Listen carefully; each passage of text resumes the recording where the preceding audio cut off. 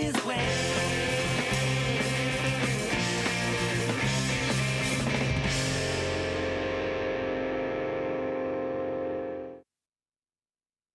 And welcome once again. It is a beautiful Monday, December 2nd, 2024. As we approach the end of the year, I am here once again, as always, with my illustrious co-host, hot on the heels of the War Games.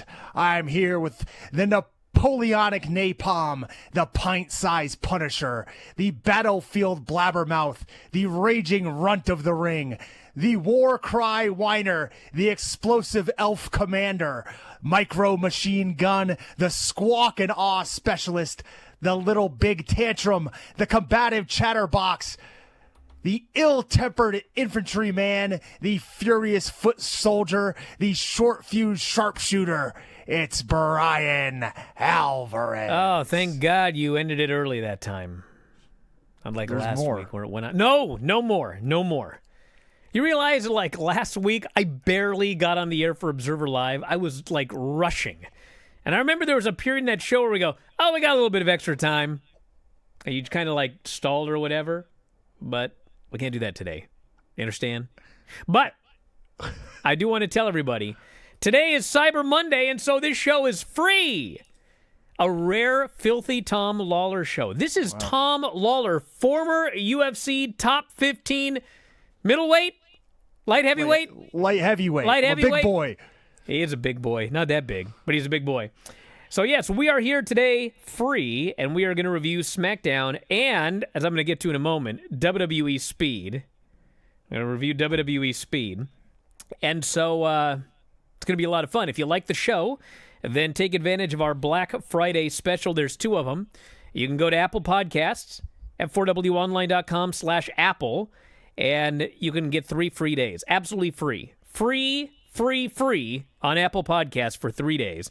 Get the next 3 days worth of shows and hundreds of shows that are already there, archived at Apple Podcasts. That's at 4wonline.com/Apple. Or you can sign up for the main site, where you can not only get 84 podcasts every month, 84 podcasts every month, but 15,000 archived podcasts. Every show Filthy and I have ever done in our lives together is available at f4wonline.com.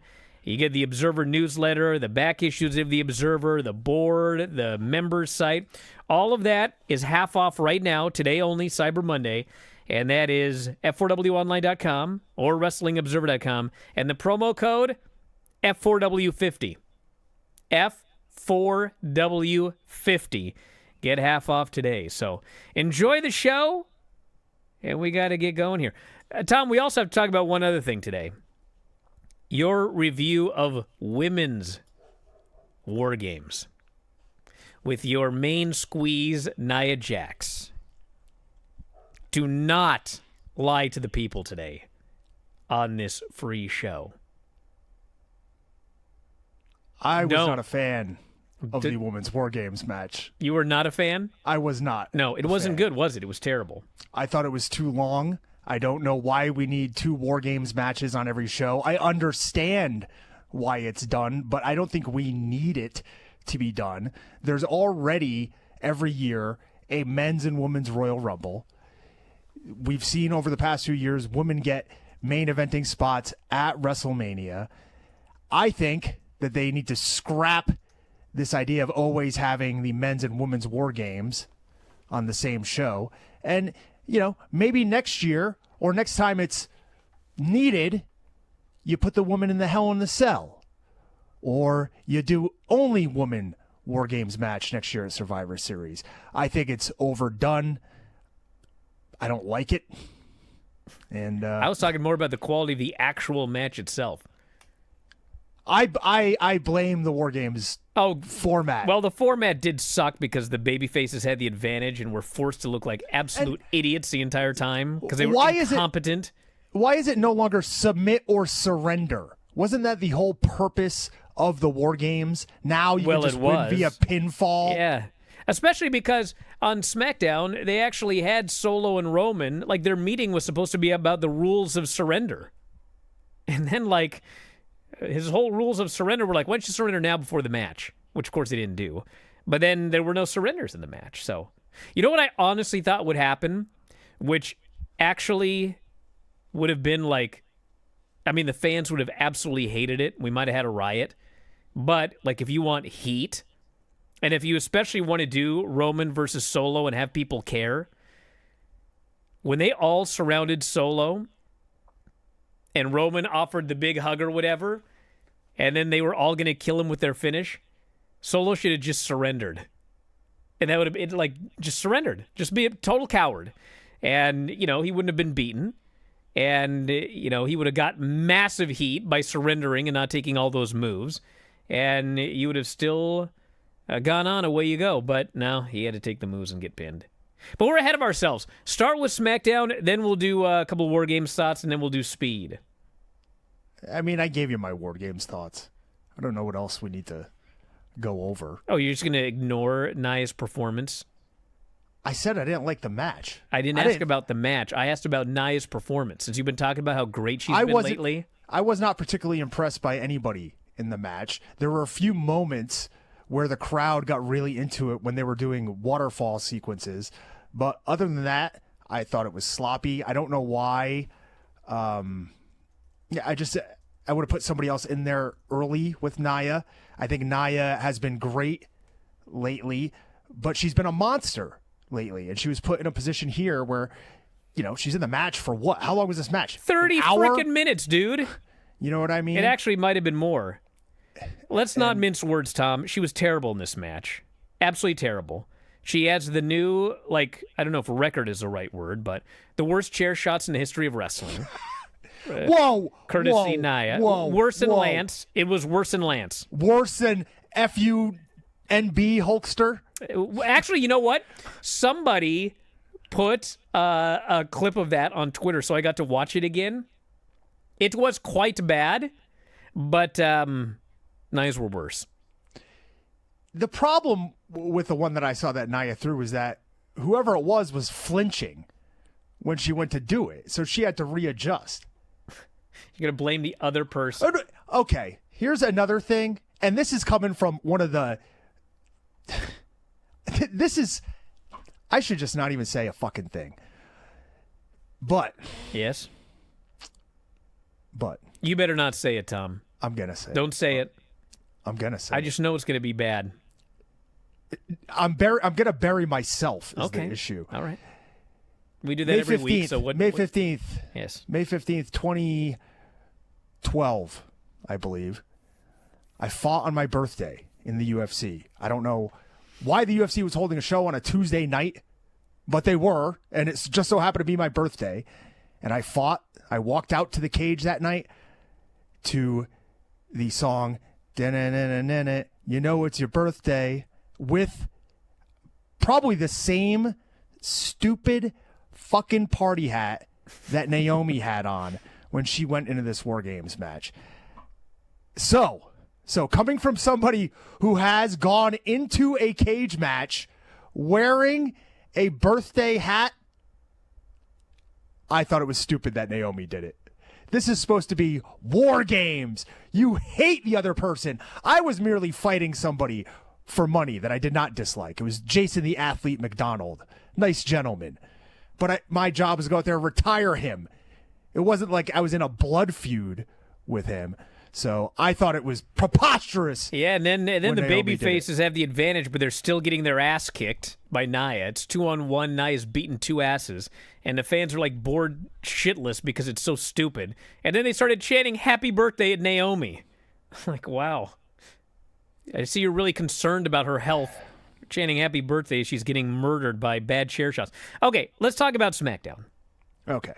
So the lame duck edition ahead of the Survivor Series, as we mentioned. Although, as we've seen over the past year, really, they have done a better job of mixing the, I guess, big matches, putting some of the big matches on the SmackDown before, still having storylines carry on, even though they're not being settled at the pay-per-view. So there is some important stuff that goes on the show. Yeah, Cody Rhodes had a match on SmackDown. He did. And was not anywhere on the pay-per-view.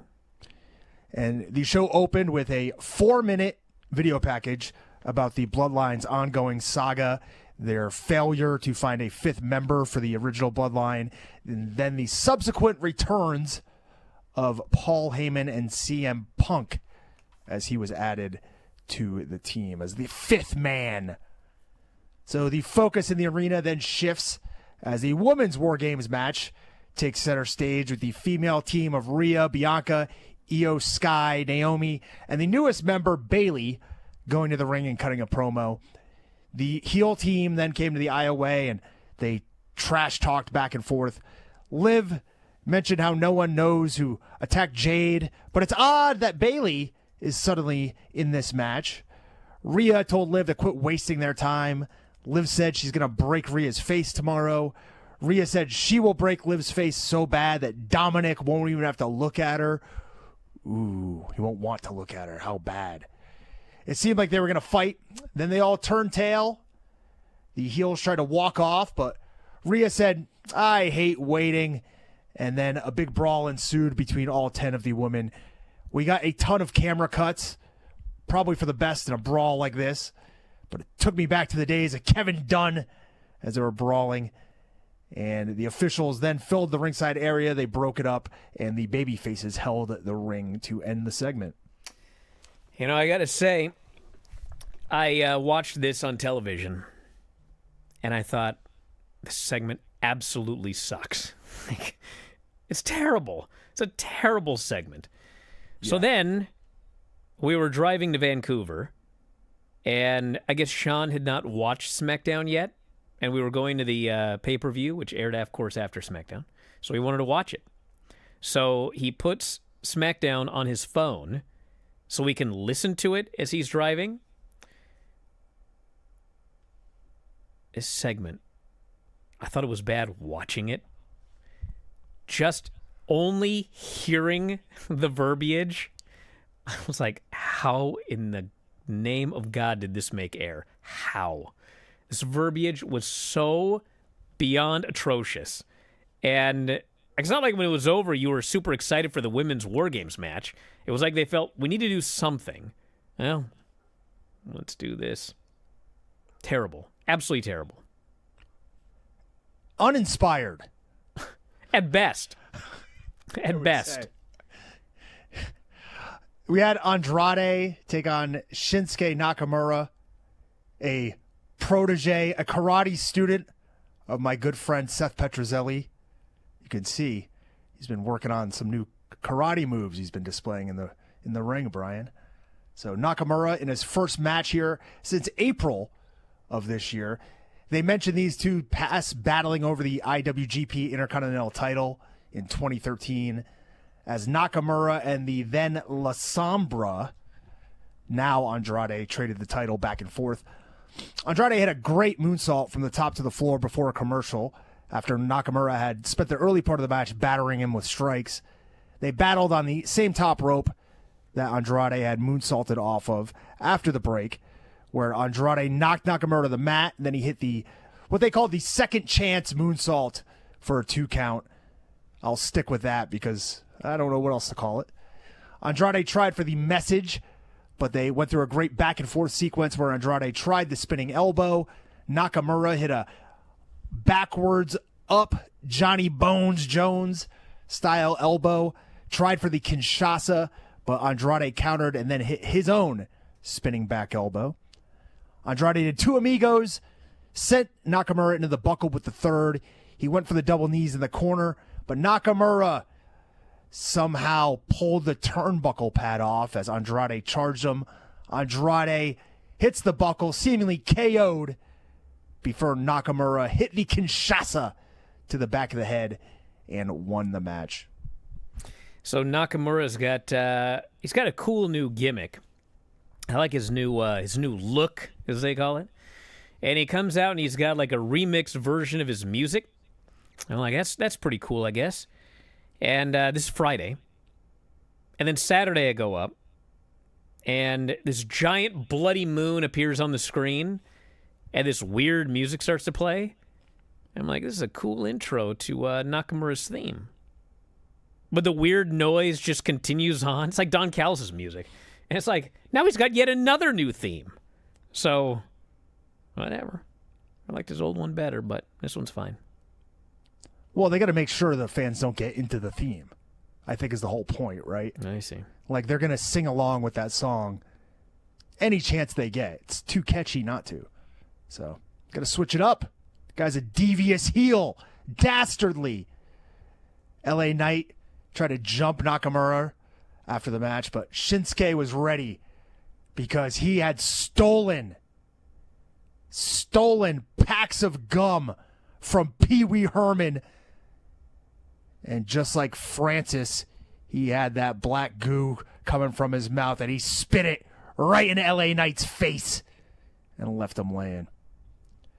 And backstage, Nick Aldis told the Bloodline 2.0 that tonight, everyone is banned from ringside during the Jey Uso and Jacob Fatu contest.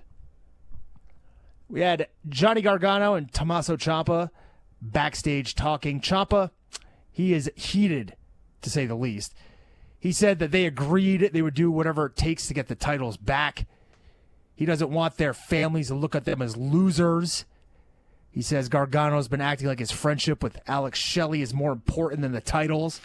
And he says Johnny has one more week to figure his crap out. Or from then on, it's Ciampa's way. What a nice friend. Yeah. Is this dude like ripping heaters before he cuts these promos? He's always angry. He's angry even when he's a babyface. The raspiest voice. He's had that for a long time. And it's pretty sick, to be honest. They showed the signs of the night, Brian's favorite new segment. We had the number one sign was Michael Cole fears Chelsea Green. That was a number one sign.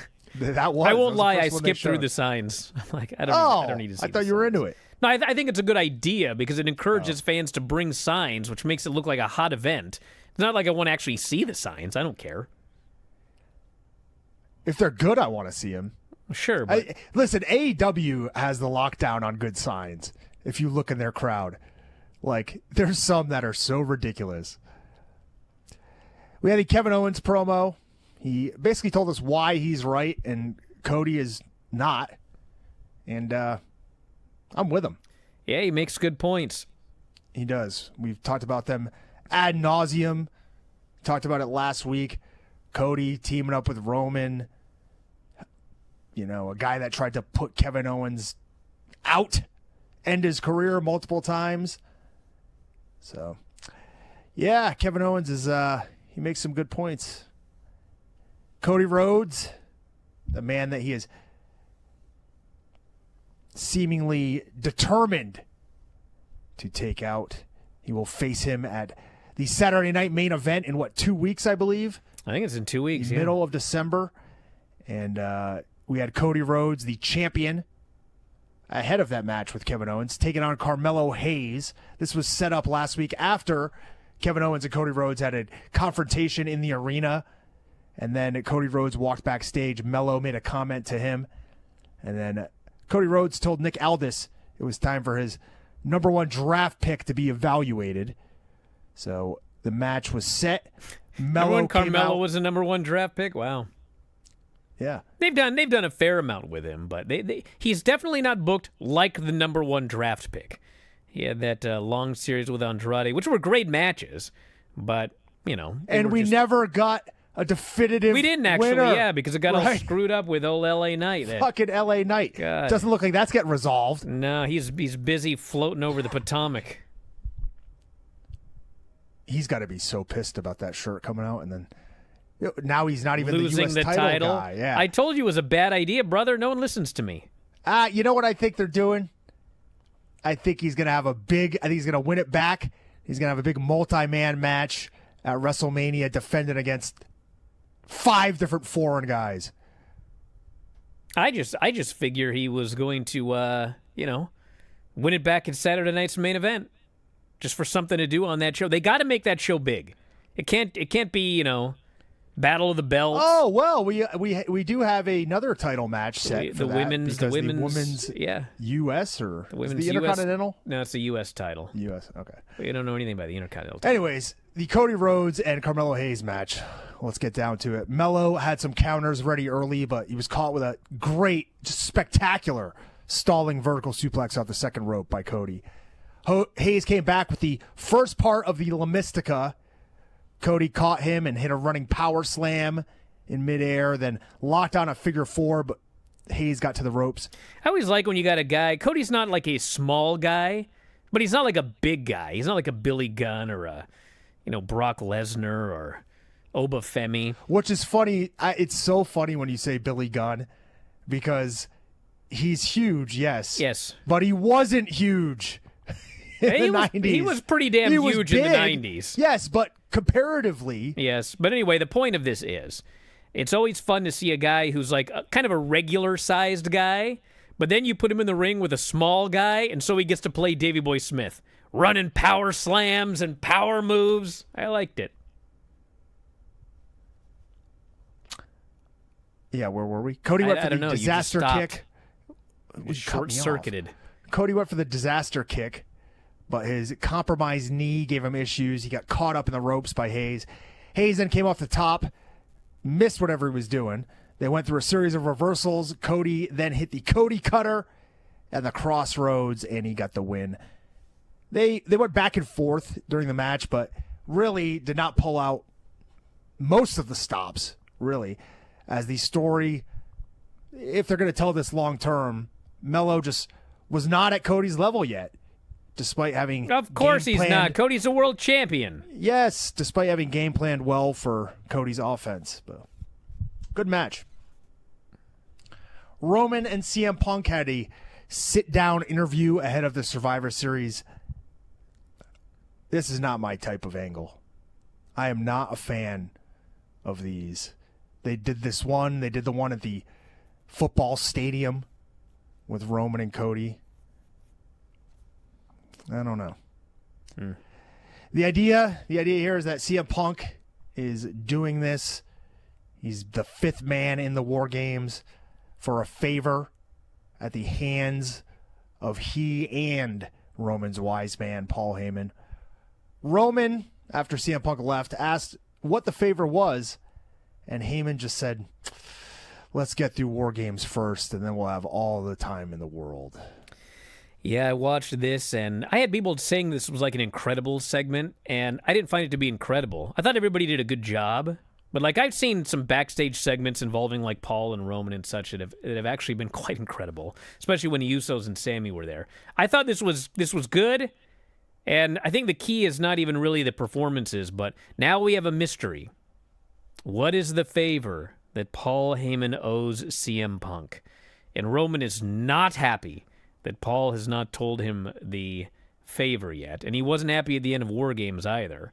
So we'll see how long they can drag this out. Because I don't think we're going to get the secret revealed on Friday. Yeah, I mean, it's not a coincidence that CM Punk forced his way into the middle of that final shot either at War Games. I mean, they're clearly setting something up. It's been set up. What it is, no clue. What do you think, Brian? I don't know. No idea? No, he's going to have a championship match? I don't know. Maybe he's going to even though Roman has no title. He's going to get a rematch against the Ryback. He's going to get something. We had Piper Niven take on Lash Legend and Mishin. And Mishin tried to use her kicks. This is in the women's U.S. title tournament. Mishin tried to use her kicks and speed at first, but Piper hit a great crossbody to Mishin, who was seated. Mishin drop-kicked Lash on a Piper. Then Legend, I saw what they were doing. Mishin's on the top. She's going to jump off the top and do a Hurricane Rana. It's not an easy move for the person on the ground to base for, but hell, Lash Legend did a great job basing for Mishin on this Hurricane Rana, and Mishin sent her and Piper to the floor, hit an acai moonsault onto both of them. Piper hit a big Vader bomb on Lash, but Michin broke it up at 2. Lash hit a choke slam on Piper, got the crowd all fired up. She only got a 2 count. Piper crushed both of them with 1 senton. She went for the Piper driver off the top on Michin, but Lash stopped her. Then Piper went for a senton on Lash and missed. Lash then picked up Piper on her back and hit the Lash extension. This was awesome. The Lash extension. Michin broke it up, and then she stole the pin and got the 3 count to move on to the next round. Yeah. And they showed the brackets, and Brian, can you believe it?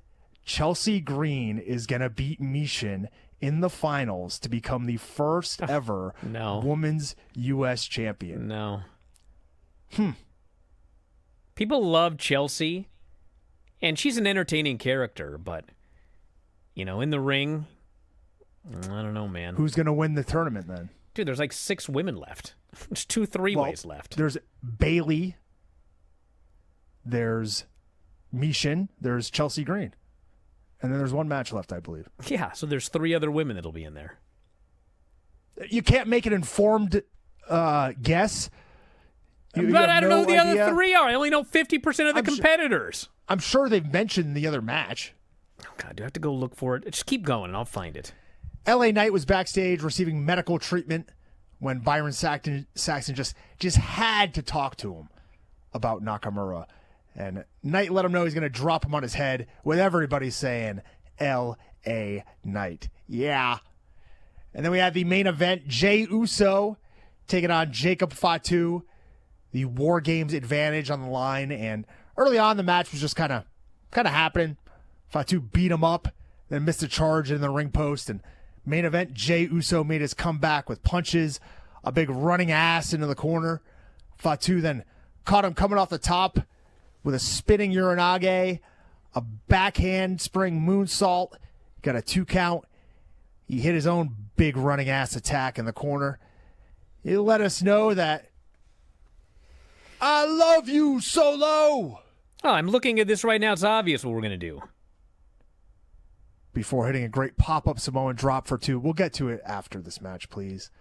Fatu came off the top with a senton Atomico, but Jey got the knees up.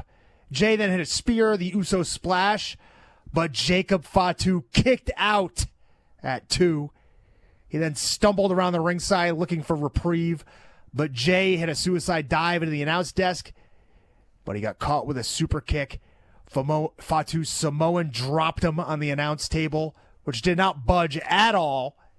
Threw main event Jey Uso in the ring, hit the implant DDT, a triple jump moonsault, and Jacob Fatu in the main event defeated main event Jey Uso. That's right. Big win, clean. Kicked out of his finisher. Jey Uso is the next. Jacob Fatu. He's the next big. He's the next big mountain that Roman Reigns will have to climb. But we got a long ways to go, so that might not be for a while. Okay, so listen. The other 3-way is Elektra, who is not winning, Tiffany, who doesn't need to win because she has a briefcase, and Naomi. So it's very clear to me that we're getting Bailey and Naomi in the finals. Hello? Damn it. God. Open your eyes, brother. Thought that was a pretty good SmackDown. Thought that was a pretty good SmackDown. Yeah, if we could, real quick, too, because I don't think we need to talk about Survivor Series and the War Games very much, but if you noticed, because you mentioned this a few weeks ago, and I noticed it throughout the show, Jey Uso was the guy getting the top billing on that team. He was the last one to make an entrance. When they announced the winners, he was the last name said, so... Yeah, have you been watching? I mean, even at when they did that 6-person with Jimmy J and Roman and Jimmy came out together first, and Jay came out by himself second, is like the big name. And obviously part of the Survivor Series is because he was going to be the first guy in the cage, so he came out last. But I was there, dude, and I'm telling you, in Vancouver, in front of 17,000 crazy fans, Jey Uso was the most over guy on the show. He was more over than Roman, more over than Sammy, more over than Punk. He was the most over guy on the show. Jey Uso. Like they've done for everyone that goes, oh, they haven't really elevated. No, they've elevated a lot of people, and he is at the top of the list. He is a main event star, Jey Uso, who they don't mind beating, by the way. But he's very, very over right now. Let's talk about Speed. I got to make one comment. This has nothing to do with Speed. This is all on me, admittedly. This is just, it will only affect me. So, I take the kids to school, and then I go work out every morning, okay? And I don't have to be back till noon for Observer Live. Except on Mondays, I have to be back for this show at 11. So I got an hour and a half. I got to get to the gym, work out, get back, be ready for this show. So I also had to watch Speed this morning. So I'm like, okay, well, I got to figure out how to squeeze this in. But it's Speed, This should take like 12 minutes to watch the entire tournament. Of all the tournaments where nearly every single match went to like 2 minutes and 55 seconds, I barely got this thing watched in time. I'm just watching every match going, and it's 3 minutes. Can we end already? Like, did every single solitary match need to go the limit? And we had a draw. So I barely got it watched, but I did. And this WWE Speed account, which I think we figured out is like a gimmick account. It's not an actual WWE Twitter account. It's a parody. Parody account. It's not a parody account, but it's not an official account. They put all the matches up, but they put the finals before the semifinals. So I'm like, what? Anyway, whatever. I got comments, so let's get going. We started off with Joaquin Wilde taking on Axiom. And Wilde looked great here, as he usually does, although he virtually never wrestles. And he won with a 450 with 4 seconds left on the clock. And I thought this was an upset. I thought when I looked at this, I thought Axiom's going to win. But Wilde got the win, and he looked good. I was surprised, but it was a very, very good, and there's a point coming here. It was a very, very good fast-paced sprint. Two guys in really good shape, but they looked like they were tired 2 minutes in because they were sprinting. All action. Pete Dunne took on Julius Creed. And Julius Creed did one of the best superplexes I've ever seen in my life in this match. Dude, Julius Creed is tall, okay? How tall do you think he is? 6'5". 6'5"? Okay, so normally when you do like a superplex, you either go off the middle rope or you go off the very tippy top. And usually when you go off the very tippy top, it's like you go down and then you just like go back. So you're not going from that high. This fucking guy grabs Pete Dunne on the very tippy top and he lifts him and then he stands up as tall as he can to fall back. This poor Pete Dunne, his feet almost hit the ceiling. He fell from so high that when they landed, my first thought was, that should be the finish. Like, he's dead. And Pete kicked out. Yeah, Pete that was crazy. Kicked out, snapped his fingers, hit the bitter end to win with 25 seconds left. Yeah, that, like I said, I think it's the best superplex I've ever seen. It's way up there. He stood I can't up think of another one that's so ridiculous. Tall. Ashante the Adonis took on Javon Evans. The only ones I've seen that are more impressive are like sometimes Ishii he'll manage to get the guy up and do a delayed on the top rope, and then he'll kind of jump into it. That's pretty impressive. But he's like literally half as tall as he does that off the second. I don't think he does that off the top. You may be right. Hey, Brian, do you know I've wrestled your favorite guy, Javon Evans, here? Oh, really? Yeah. He's awesome, isn't he? I wrestled him 2023 when he was Jay Malachi in the Deadlock Pro Carolina Classic Finals in a 4-way match. Myself, Jake Something, the current champion who I submitted in that match, by the way, Mike Bailey, Speedball, and Javon Evans. Yeah, he's really fucking good. He's been doing this a long time, and he looked like, he's so good in this match. He's like a worker. He did a tornado plancha to the floor. Oh, I'm sorry. Adonis did a tornado plancha to the floor. That was awesome. but Evans came back with the red dot kick, a taker dive to the floor. I don't know if it was this one or the next. I think it's the next match. Was the most ridiculous taker dive. He tried a springboard, but it didn't work. Adonis hit a power bomb for 2. He sent Evans to the corner, but instead Javon leapt to the top, leapt backwards, pulled the Shate into a cutter, and pinned him for the win. Yeah, Javon's awesome. Good match. All action. All action. I was watching this tournament going, all action, sprinting, all action. This is good, all action. Austin Theory and Montez Ford wrestled. Can you see where this is going? Bro. Dude. I want to make this clear. I got nothing against Austin Theory. Okay? I have nothing against the guy.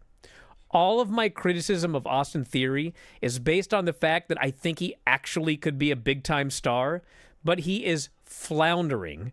He has been floundering for years, and I'm going to tell you exactly why. Because I have a theory, so to speak, about Austin Theory. Austin Theory was Vince McMahon's golden child. Do you remember this? Vince loved this guy.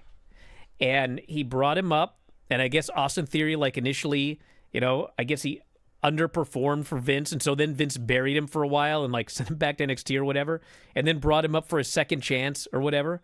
But, the point is this. Vince was an old guy.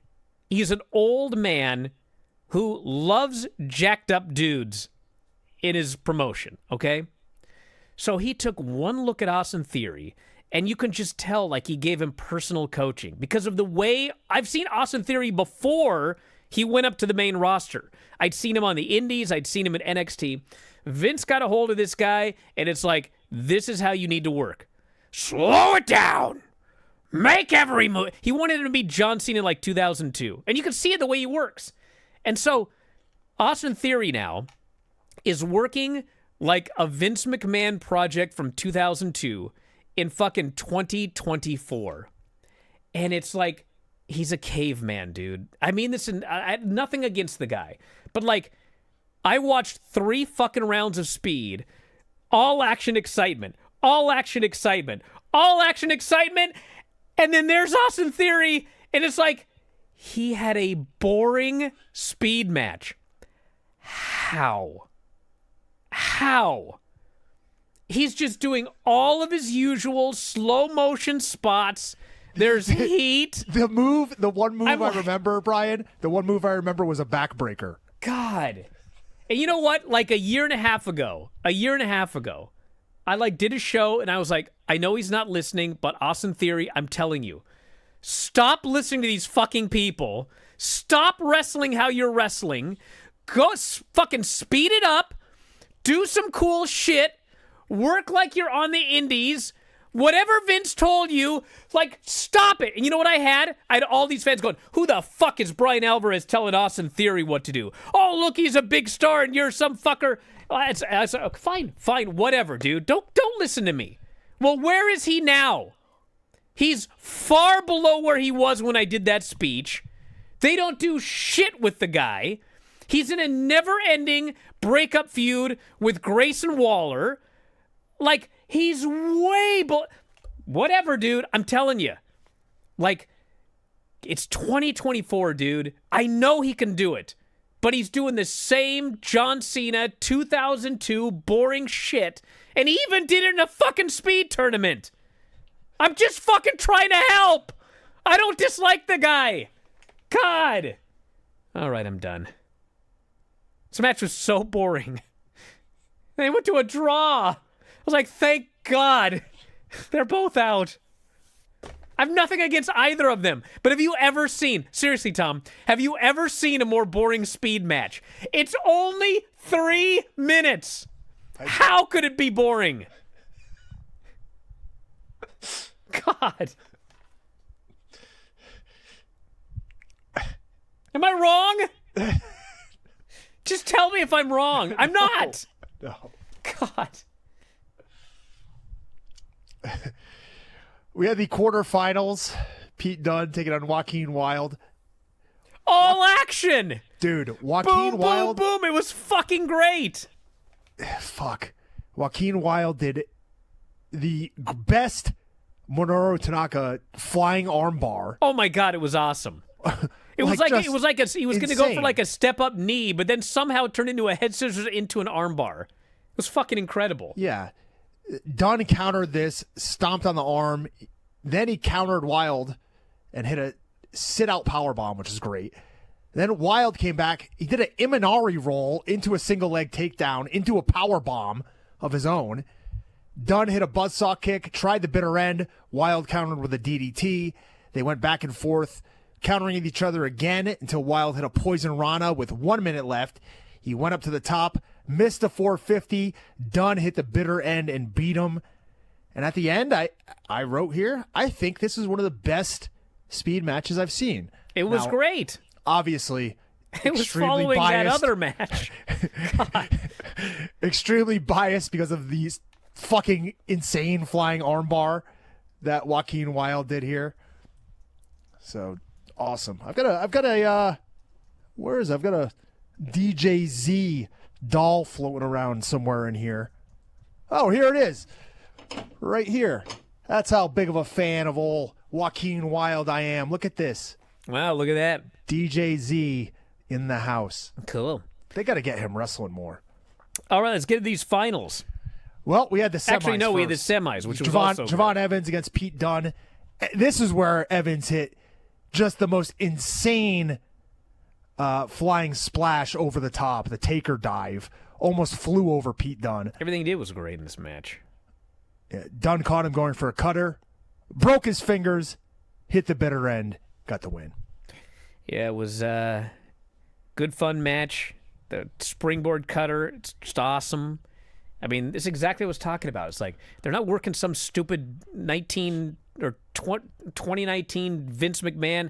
It's like they're doing a bunch of crazy shit. They're jumping high. It's like it's still a good match. It's not like it was a indie spot fest, but like everything they did, it's like I'm not doing a low fucking stunner. I'm going to jump as high as I can and make it look spectacular. It was great. And then we had the finals, Andrade defending against Pete Dunne, the coveted WWE Speed Championship. They traded pin and submission attempts early before Dunne hit some chops. Andrade landed a top rope crossbody, a hip toss into the buckle, and then he stood up on the top rope and he fell down and did a split-legged moonsault that was absolutely insane for a 2 count. Dunne then attacked the fingers with some Wally J small circle jiu-jitsu techniques before Andrade schoolboyed him into the buckle. He charged him, but he got leveled with a kick by Dunne. Andrade tried the spinning back elbow, but Dunne hit a great, just awesome counter snap German suplex. Dude, that was incredible, and Corey didn't even catch it. Like, he thought he just Germaned him, but it was actually, he was avoiding the back elbow. It was a great spot. It was awesome. Stomp to the fingers, buzzsaw kick. He gets a 2 count. Dunne went to the top, and he tried a sunset flip power bomb, but Andrade backflipped to his feet, ran at Dunne and hit the running knees in the corner. He went for the message, but Dunne spun out, snapped the fingers, but he was met with Andrade's back elbow finally, and Andrade locked him up with the double underhook, hit the message spinning neck breaker. Why the hell is it called the message? I've been trying to figure this out. There must be some insider thing that happened, but I can't remember what the message is about. Andrade, the message. It was just he started using it a few weeks after he came back on Raw, if I remember correctly. Is he sending us all a message? He's not with AEW anymore? Yeah, I don't think there was like a huge storyline reason for it. But he got the win after a damn fine WWE Speed title contest, and I thought it was a damn fine tournament. This was a very, very good tournament. I wish I wasn't rushed to watch it and irritated that these matches went so long early. But goddamn, at least I got a good rant out of it. Hey, listen, we got to wrap it up today. Right now, F4WOnline.com, promo code F4W50. The promo code F4W50 at WrestlingObserver.com or F4WOnline.com gets you half off for the month. And I should note, that means you sign up today, you're going to get the Christmas show. And you can also go back and listen to every Christmas show we have done dating back to 2005. That's when we get together and we just drink for 2 hours and talk no wrestling and call a bunch of maniacs, and it's out of control. So you'll get that if you sign up today. WrestlingObserver.com, promo code F4W50. Get half off today only for the next month. And that'll take you through the beginning of WrestleMania season. So that's it. We're going to be back in about 10 minutes with Wrestling Observer Live. Also free. Look how many freaking shows you get with this subscription. 84 a month. 84 a month. We'll be back in a little while. Thanks, Tom, as always. Talk to you next time, Wrestling Observer. Whatever.